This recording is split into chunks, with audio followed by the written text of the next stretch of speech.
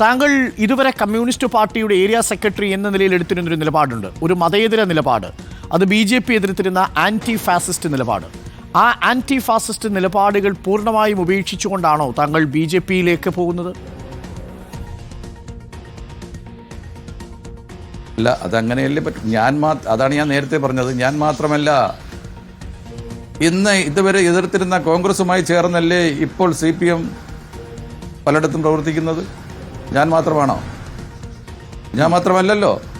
കോൺഗ്രസിനെ നഖാശികാന്തം എതിർത്താണല്ലോ ഇന്ന് വരെ പാർട്ടി പൊയ്ക്കൊണ്ടിരുന്നത്. ആശയപരമായിരുന്നാലും മറ്റു കാര്യങ്ങളിലായിരുന്നാലും അങ്ങനെ പോയിക്കൊണ്ടിരുന്ന പാർട്ടി ഇന്ന് പാർട്ടിയുടെ ഈ സന്ദീപ് വാര്യരൊക്കെ പറയുന്നത് അവിടെ വെറുപ്പിന്റെ ഫാക്ടറിയാണ്, ഹിന്ദുത്വം ഒക്കെ ഉപേക്ഷിച്ചാണ് സന്ദീപ് വാര്യർ കോൺഗ്രസിലേക്ക് പോകുന്നത്.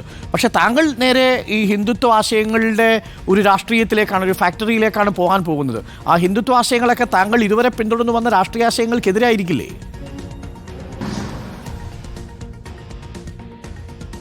അല്ല, അങ്ങനെയാണെന്നുള്ളൊരു അവര് എല്ലാത്തിനും എതിരാണ്. അങ്ങനെ ഒരു അഭിപ്രായം എനിക്കില്ല. അതായത് BJPയുടെ വർഗീയ ഹിന്ദുത്വ രാഷ്ട്രീയമാണെന്നൊരു അഭിപ്രായം താങ്കൾക്കില്ല? ഇല്ല ഇല്ല ഇല്ല. അപ്പൊ താങ്കൾ ഇതുവരെ ഏരിയ സെക്രട്ടറി എന്ന നിലയിൽ എല്ലാവരെയും സംരക്ഷിച്ച് കൊണ്ടുപോകുന്ന രീതിയാണ്. അതൊക്കെ ഞാൻ പറഞ്ഞില്ലേ, അതൊക്കെ സാഹചര്യങ്ങൾ അനുസരിച്ച് ഇന്നിപ്പോ BJP എല്ലാവരും അംഗീകരിക്കുകയല്ലേ. അതുകൊണ്ടല്ലേ അവർ 3ാം തവണയും ഭരണത്തിൽ വരാനായിട്ട് അവർക്ക് കഴിഞ്ഞത്. കുറച്ച് കാലങ്ങളായി അവർക്ക് ഭരണത്തിൽ വരാൻ കഴിഞ്ഞല്ലോ. ഈ പറയുന്ന ഇടതുപക്ഷ രാഷ്ട്രീയം ഉറച്ചു നിൽക്കുന്ന കേരള മണ്ണിൽ പോലും ഇന്ന് BJPയുടെ വളർച്ച വലുതായിക്കൊണ്ടിരിക്കുകയല്ലേ. അതെ, അപ്പൊ വളർച്ച കണ്ടുകൂടിയാണ് താങ്കൾ പോകുന്നത്. CPMന്റെ കോട്ടയാണ് കേരളം. അല്ല, എങ്ങനെയായിരുന്നു നിങ്ങൾ പറഞ്ഞതിന് ഒരു ഉത്തരവാദിത്വം ഞാൻ പറഞ്ഞു എന്നുള്ളേ ഉള്ളൂ. അതെ ശ്രീ മധു, എൻ്റെ സംശയമല്ല. താങ്കൾ കുറച്ച് നാളായിട്ട് ഈ മോദിയുടെ രാഷ്ട്രീയത്തിൽ ആകൃഷ്ടനായിരുന്നു എന്ന് വേണമോ മനസ്സിലാക്കാൻ? അല്ല, മോദിയുടെ പ്രവർത്തനത്തിൽ ആകർഷകരമായി ഇന്ത്യ തന്നെ മാറിക്കൊണ്ടിരിക്കുകയല്ലേ. അപ്പൊ BJPക്ക് ന്യൂനപക്ഷ വിരുദ്ധതയില്ല, വീണ്ടും ഭരണത്തിൽ വരാനായിട്ട് കഴിഞ്ഞത്. ന്യൂനപക്ഷ വിരുദ്ധതയില്ല, അവരുടെ ഇതൊരു കോർപ്പറേറ്റ് ഒരു ന്യൂനപക്ഷ വിരുദ്ധത അവർക്കില്ല, കോർപ്പറേറ്റ് മുതലാളിത്തമില്ല.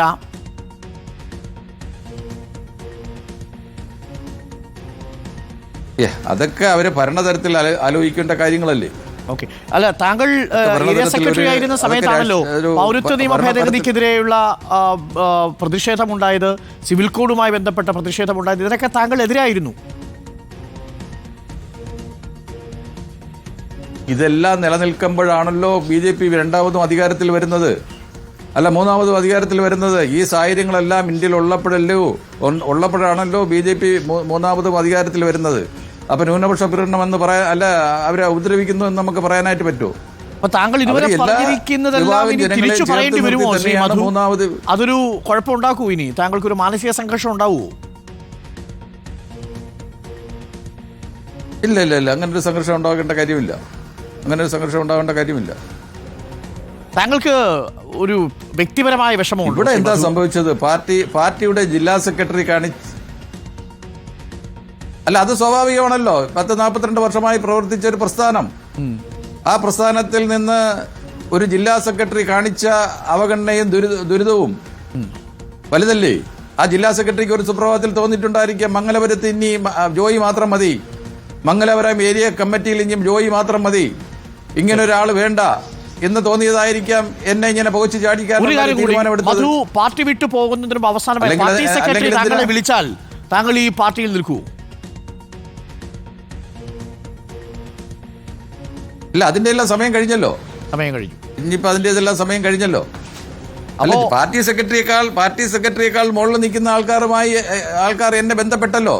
പാർട്ടി സെക്രട്ടറിയേക്കാൾ മുകളിൽ നിൽക്കുന്ന CPM നേതാക്കൾ എന്നെ ബന്ധപ്പെട്ടല്ലോ. ശരി, താങ്ക് യു ശ്രീ മധു. മധുജി ആയി മാറുകയാണ്. 11 മണിക്ക് എനിക്ക് തോന്നുന്നു BJP നേതാക്കൾ അവിടെ എത്തും. താങ്കൾ മധുട്ടിയായി മാറുകയാണ്. Thank you. അങ്ങയുടെ മകനും താങ്കൾക്കൊപ്പം ഉണ്ടാവും. തുടക്കത്തിൽ ഒരു കുടുംബം തന്നെ BJPയിലേക്ക് പോകും എന്നാണ് മനസ്സിലാക്കുന്നത്. Thank you Shri Madhu Mullassery, CPM മുൻ ഏരിയ സെക്രട്ടറിയാണ് നമുക്കൊപ്പം ചേർന്നത്.